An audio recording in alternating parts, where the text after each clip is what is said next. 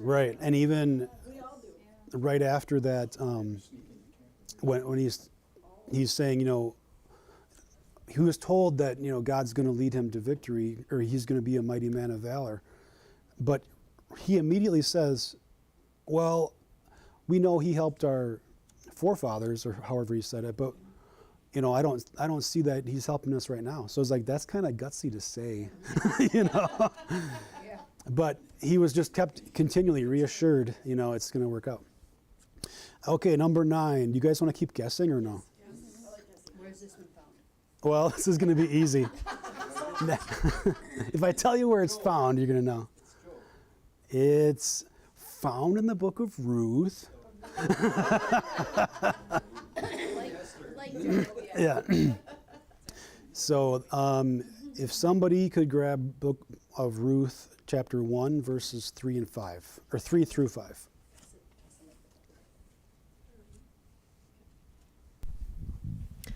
Now Elimelech, Naomi's husband, died, and she was left with her 2 sons. They married Moabite women, one named Orpah, and the other Ruth.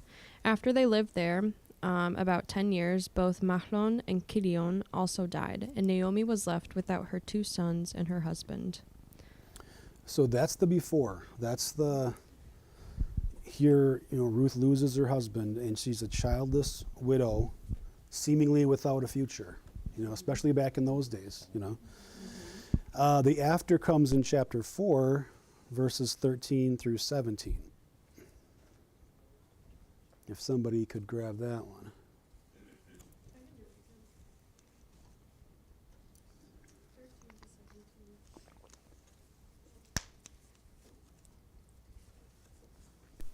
So Boaz took Ruth, and she became his wife. When he made love to her, the Lord enabled her to conceive, and she gave birth to a son. The woman said to Naomi, "Praise be to the Lord, who this day has not left you without a guardian redeemer. May he become famous throughout Israel.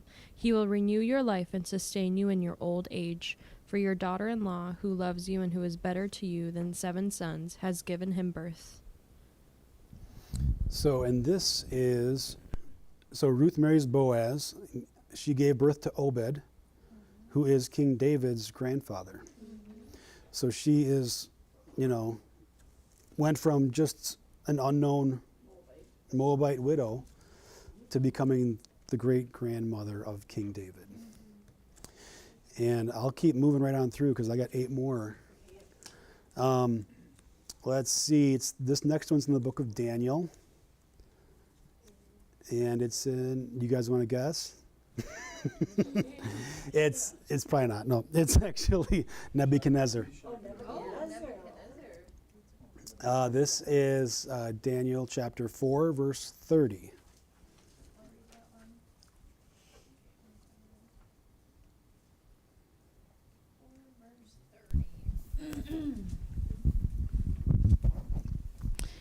The king spoke, saying, "It is not this great Babylon that I have built for a royal dwelling by my mighty power and for the honor of my majesty?" So he is boasting about himself and his power. He's taking credit for Babylon's greatness. And the turnaround comes rather quick in the passage there. It's 34 through 37. 34 through 37. Same chapter. Yep. "And at the end of the time, I, Nebuchadnezzar, lifted my eyes to heaven, and my understanding returned to me. And I blessed the Most High, and praised and honored him who lives forever. For his dominion is an everlasting dominion, and his kingdom is from generation to generation." So it's just a few verses later, but that's actually several years had passed. So after living like an animal for several years, he praises God and acknowledges God's sovereignty. So God humbled the most powerful king in the world by making him live like an animal. So that's not something great that Nebuchadnezzar did, but it was something that God did to bring about something great in somebody. The next one is in 2 Chronicles chapter 33. and verses 1 through 6. And who would like to read?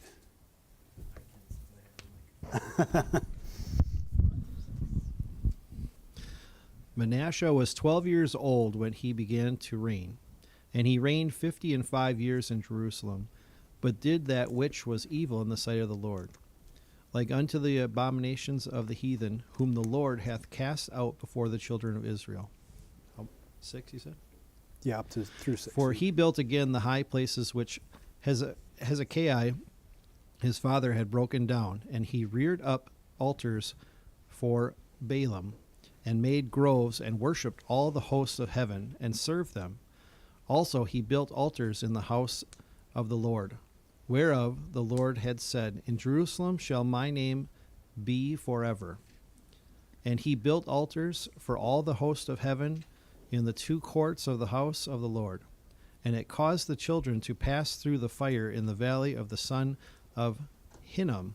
Also he observed times, and used enchantments, and used witchcraft, and dealt with a familiar spirit.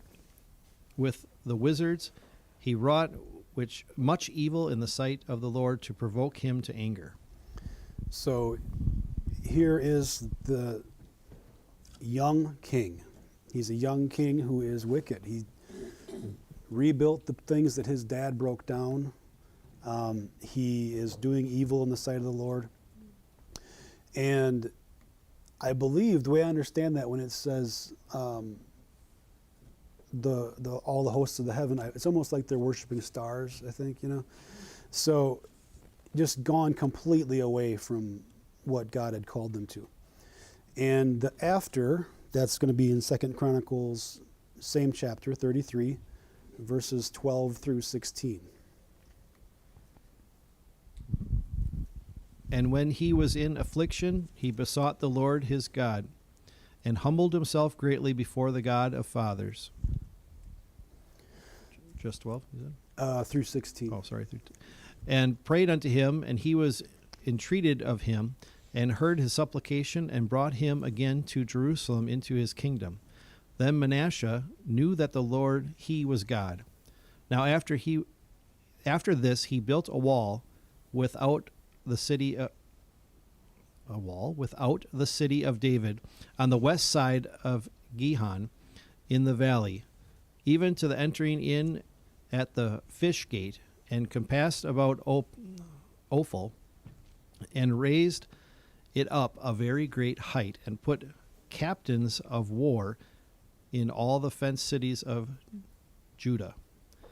And he took away the strange gods and the idol out of the house of the Lord, and all the altars that he had built in the mount of the house of the Lord and in Jerusalem, and cast them out of the city. And he repaired the altar of the Lord, and sacrificed thereon peace offerings and thank offerings, and commanded Judah to serve the Lord God of Israel. So you see a very different Manasseh after his experience. He was captured by the Assyrians. He repents, prays, and then he removes those idols from Judah. So he was the one who led the country into idolatry, but he repented and he made the change because he was the one who had the ability to make that change. This familiar spirit, so like when you go to someone that reads stuff, and that's what those familiar spirits are. You're asking a familiar spirit to come in, and then who knows you better than the demons? Is that's all your family, so that tricks you into thinking it's your dead grandma that's talking to you, when really it's a familiar spirit. Mm. Like a Teresa Caputo, a Long Island medium. That's what that stuff is. Yeah. Okay, let's see. Number 6, we're almost halfway through. Number 6 is found in the book of Luke, chapter 22, beginning at verse 54. Sorry, no, 57 through 60. Okay. Ready? Yep. And he denied him, saying, Woman, I know him not. And after a little while another saw him and said, Thou art also of them. And Peter said, Man, I am not. And about the space of 1 hour after another confidently affirmed, saying, Of a truth, this fellow also was with him, for he is a Galilean. And Peter said, Man, I know not what thou sayest. And